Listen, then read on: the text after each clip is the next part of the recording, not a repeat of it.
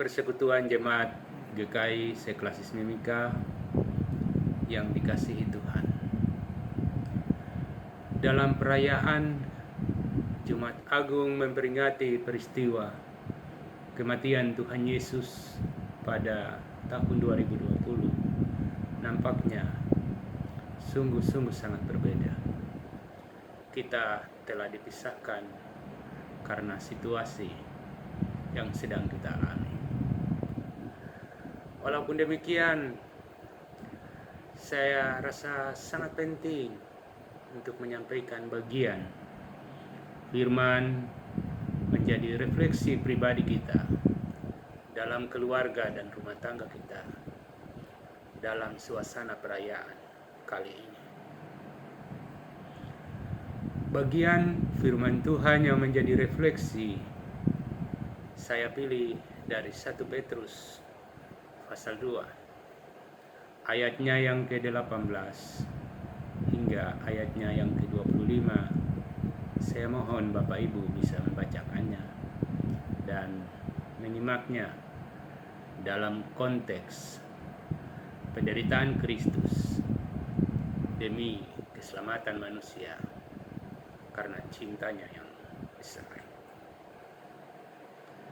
Saya berikan tema penderitaan Kristus sebagai kasih karunia bagi manusia. Saudara yang dikasihi oleh Tuhan, menghadapi situasi saat ini, tentu banyak sekali pertanyaan yang secara implisit maupun eksplisit dapat dimunculkan oleh majelis jemaat, warga jemaat, bahkan sebagai pelayan. Bagaimana sikap kita dalam menghadapi situasi seperti ini? Apabila kita mengalami penderitaan, bagaimana caranya? Apakah kita acuh tak acuh terhadap situasi penderitaan seperti itu? Atau bagaimana cara dan sikap kita? Dalam berbagai pertanyaan tentu kita lontarkan, baik terhadap Tuhan, tetapi juga terhadap sesama kita. Tentu sebagai manusia, wajar saja bila banyak pertanyaan harus dimunculkan dalam situasi yang mencekam. Kita harus sadari bahwa manusia juga seringkali bertanya dan berkata, termasuk kita. Bukankah seluruh upaya manusia, sadar ataupun tidak sadar, pada dasarnya adalah untuk mencegah ataupun mengurangi, mengatasi berbagai derita yang dihadapinya?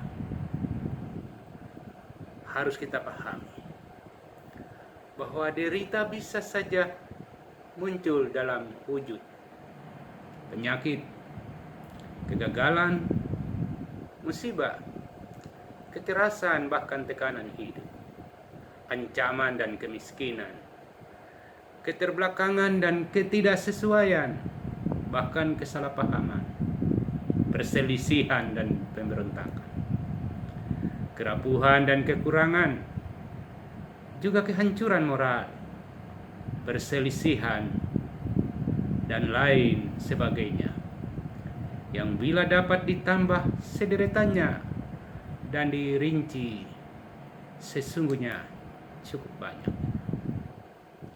Olehnya setiap kata itu merupakan pengakuan bahwa hidup tidak selamanya mulus, bahwa hidup tidak terlepas dari cengkeraman derita, entah karena ulah diri sendiri atau karena ulah orang lain, atau dampak dari sesuatu yang tidak dapat kita kendalikan. Dalam hidup ini bisa menimbulkan banyak pertanyaan. Coba kita simak dan lihat sejenak bagaimana pemazmur pernah melihat derita itu sebagai terpaan Tuhan menurut Mazmur 90 ayat yang ke-7 hingga 9. Saudara bisa membacanya. Sehingga kebanggaan hidup ialah kesukaran serta penderitaan. Terlihat pada ayat yang ke-10. Hal yang sama pernah diungkapkan pula oleh Paulus, bahwa ia tidak pernah menyembunyikan apa yang dirasakannya sebagai penderitaan dan kesesakan serta kesukaran dalam hidup dan pelayanannya. Bandingkan saja 2 Korintus 6 ayat 4 hingga ayat yang ke-6. Karena itu saudara, situasi dan kondisi yang sedang kita hadapi mengantar kita sejenak untuk melihat konteks pembacaan kita saat ini. Kita simak bersama 1 Petrus 2 ayat 18 hingga 25. Di sana kita akan menjumpai bagaimana sikap terhadap derita telah ditunjukkan oleh Kristus. Dan dengan demikian ia telah meninggalkan keteladanannya bagi setiap orang yang mau mengaku serta menjadi pengikutnya. Itulah sebabnya ia katakan setiap orang yang mengikuti aku pasti menderita. Ayat 21. Saudara, hal yang unik dan spektakuler dapat kita lihat dalam diri Yesus. Ia dihina dan dicaci maki, bahkan pada akhirnya ia dipaku pada kayu salib bagaikan orang yang telah melakukan kejahatan yang hebat dan berat. Ayat 23 hingga ayat yang ke-24. Hanya karena kerelaannya memikul dosa manusia, ia tidak dapat membela dirinya. Saudara, dengan pengorbanannya itu kita pun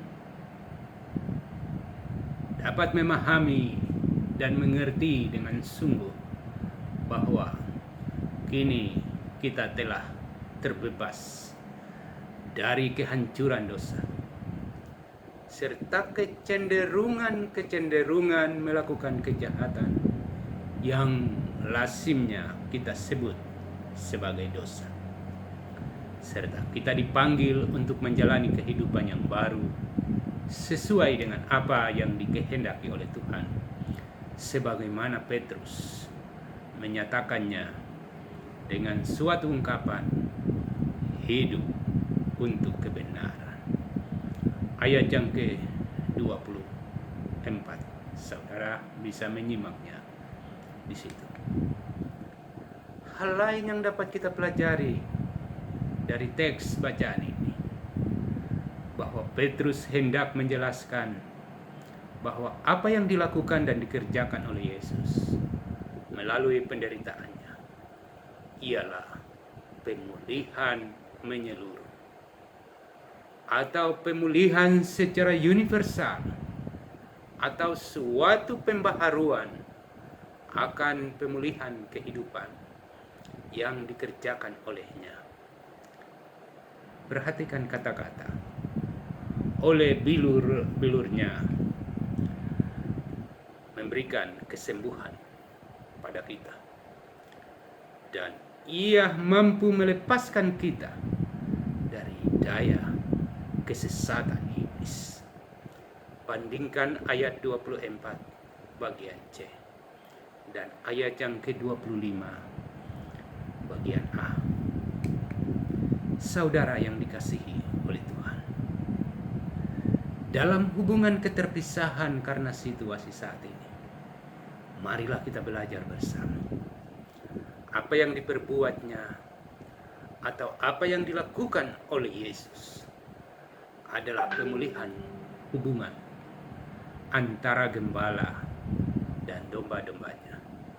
Perhatikan ayat 25. Apa maksudnya, saudara? Inilah yang mencerminkan suatu ikatan kesetiaan yang tidak dapat diputuskan oleh ulah domba itu sendiri. Kata firman. Karena itu saudara coba perhatikan bahwa perhatian dan pemeliharaannya yang tidak putus-putus itu diartikan sebagai kasih karunia yang terwujud penuh pada puncak penderitaannya melalui jalan kematian di kayu salib itu. Saudara yang dikasihi oleh Tuhan, sikap tanpa pamrih, tanpa mengharapkan balas jasa diperlihatkan oleh Tuhan Yesus kepada manusia ketika ia menjelmakan diri sebagai sesama yang sejati. Bandingkan 1 Timotius 2 ayat 5 hingga ayat yang ke-6. Ia tidak hanya meninggalkan citra kesetiakawanan, tetapi pula ia membangkitkan kesadaran untuk mengikuti panggilan yang serupa di tengah derita dan sengsara yang dihadapinya. Bandingkan ayat yang ke-21. Saudara yang dikasihi Tuhan, apa bedanya? Bedanya ialah bahwa ia bersikap seperti itu tanpa berbuat dosa, sedangkan kita dipanggil untuk berlaku seperti itu berdasarkan kasih karunia yang telah dilimpahkan oleh Tuhan kepada kita, walaupun kita penuh dengan dosa. Dan dengan tindakannya itu, ia dapat memulihkan dan mengangkat kita dari dosa dan celah kita. Ayat 24, saudara. Sehingga layaklah kita menemui dan memenuhi panggilan mulia itu sebagai anak-anak ahli waris kerajaannya, saudara.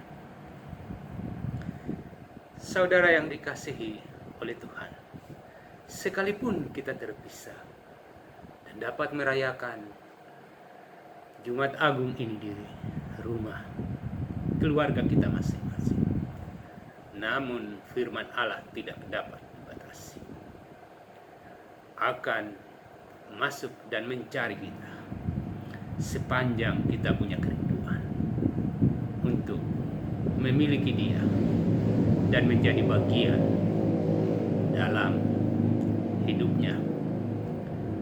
Marilah kita belajar tentang derita yang ditanggungkan orang lain kepadanya. Ia tidak dapat membalasnya. Ia pun tidak mencaci maki kembali atau mengancam balik. Ayat 23 saudara menyimaknya. Saudara yang dikasihi Tuhan, menjelang peringatan dan sengsara serta peristiwa kematian Tuhan Yesus pada perayaan Jumat Agung hari ini, dan juga di tengah situasi COVID-19 yang mencekam, mungkin sikap kita seperti itu di dunia ini. Kita dianggap terlalu lemah dan tidak mau menunjukkan harga diri. Kalau diri kita diperlakukan seperti itu, tentu kita tidak akan tinggal diam dan siap untuk menangkis, siap untuk membalas, malah kalau perlu membalas lebih keras lagi. Olehnya, saudara, apa yang dituturkan penulis surat Petrus di ayat 23 Marilah kita belajar untuk memahaminya, bahwa mencerminkan watak dan karakter kita sebagai manusia. Akan tetapi Kristus dalam wujud manusia, Ia tidak berlaku seperti kita. Ia memilih untuk mengampuni dan mengasihi. Itulah teladan yang dituntut kepada saudara dan saya. Namun nampaknya begitu sulit dan sukar kita lakukannya. Ia rela menerima pukulan-pukulan yang seharusnya tidak dilontarkan kepadanya. Oleh karena kasihnya demi keselamatan manusia, Ia menjalaninya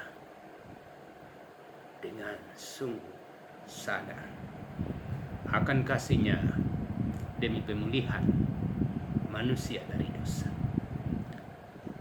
Hal lain yang dapat kita pelajari, saudara, bahwa justru Petrus menjelaskan bahwa bilur-bilur yang dideritanya itu dapat memberikan kepada kita kesembuhan, dapat memberikan kepada kita pengampunan, dan dapat memberikan kepada kita perdamaian.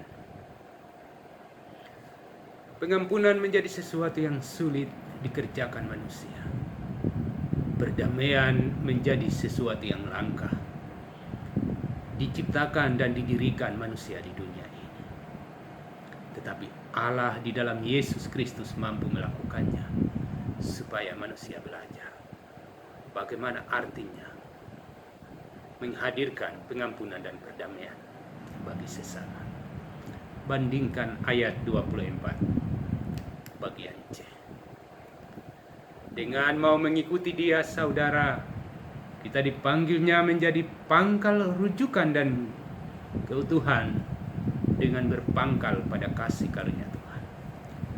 Dalam hubungan dan relasi kerja apapun yang kita lakukan, kita tidak hanya berlaku ramah dan tekun pada atasan yang berlaku ramah dan baik terhadap kita. Bandingkan ayat 18. Tetapi bagi semua orang. Saudara, marilah kita sadari sedalam-dalamnya bahwa kita telah menerima kasih karunia Tuhan lewat deritanya. Dan oleh sebab itu, di tengah situasi yang mencekam saat ini, hati kita tidak akan tergerak untuk membalas kejahatan dengan kejahatan. Tetapi berilah tempat, berilah pengampunan bagi orang yang kau benci. Bandingkan Roma 12 ayat 17 dan seterusnya. Saudara yang dikasihi oleh Tuhan, pada pihak lain kita tidak akan mau menerima pujian kalau kita alami derita karena perbuatan tercela. Betapa banyak orang disanjung karena kesuksesan mereka, yang ternyata dapat diperolehnya dengan cara yang licik dan busuk. Sikap Tuhan sungguh-sungguh sangat berbeda. Ia menghadirkan dunia yang berbeda nilainya, yang tidak didasarkan atas kemegahan, yang tidak didasarkan atas kekerasan, tetapi hanya atas kasih karunia sebagai daya pendorong yang memulihkan serta menyelamatkan semua pihak, termasuk saudara dan saya. Saudara yang dikasihi oleh Tuhan, kekuatan kasih karunia itu tidak dapat diremukkan oleh kebengisan dan kebencian serta tipu daya. Perbuatan-perbuatan atas landasan kokoh itu dapat diperoleh karena telah dimeteraikan oleh Kristus, dan akan membuat orang yang memfitnah sekalipun tergerak untuk memuliakan Tuhan dengan sungguh karena ada perubahan hidup dalam dirinya. Saudara yang dikasihi Tuhan, tidak dapat disangka lagi bahwa perilaku Kristiani pada umumnya dalam dunia dewasa ini seperti itu adalah kesaksian hakiki di tengah kehidupan nyata yang beraneka ragam. Pada setiap perjamuan kudus yang sering kali kita lakukan, kita tidak hanya diingatkan akan kasih pengorbanan Kristus di kayu salib semata, dan dibangkitkan rasa persekutuan kita sebagai orang-orang yang percaya. Tetapi perlu diingat bahwa kita pula sesungguhnya telah terpanggil untuk memberikan kesaksian dalam perilaku dan perbuatan tentang kasih karunia Tuhan kepada orang lain yang membutuhkan pelayanan dan dukungan dari kita. Ketika kita terbagi roti dan anggur sebagai tanda tekad kita untuk juga berbagi berkat dan kemurahan dalam keadaan apapun, kita dituntut rela melakukannya dengan tulus, sebagaimana kita mendapat bagian yang utuh dari tubuh dan darah Kristus dengan rela demi keampunan dan keselamatan kita. Saudara, itulah pengabdian gereja yang adalah persekutuan orang percaya sepanjang masa, sebagai rasa syukur atas pengabdian Tuhan yang hebat dan penuh kasih karunia bagi dunia ini. Dalam suasana dan situasi COVID-19 yang mencekam, saudara dan saya, kita berdoa dan kita percaya bahwa penderitaan Kristus dan kematiannya telah memulihkan manusia dari kuasa dosa dan maut, dan ia memenangkan kita dari belenggu kelaliman iblis. Dengan sungguh-sungguh dan percaya bahwa melalui peristiwa perayaan Jumat Agung kali ini, Tuhan pasti mengasihi kita. Tuhan pasti melihat sengsara kita. Tuhan pasti melihat derita kita saat ini. Tuhan melihat tangisan dan air mata kita di atas muka bumi dengan berjatuhnya korban jiwa akibat virus ini. Ia tak selamanya membiarkan kita hidup dalam penderitaannya. Ia mampu memulihkan situasi ini ketika kita memanggil Dia dan melibatkan Dia dalam pergumulan kita menuju pemulihan. Tuhan mengasihi saudara. Tuhan memulihkan saudara di tengah ketakutan dan penderitaan ini. Shalom. Amin.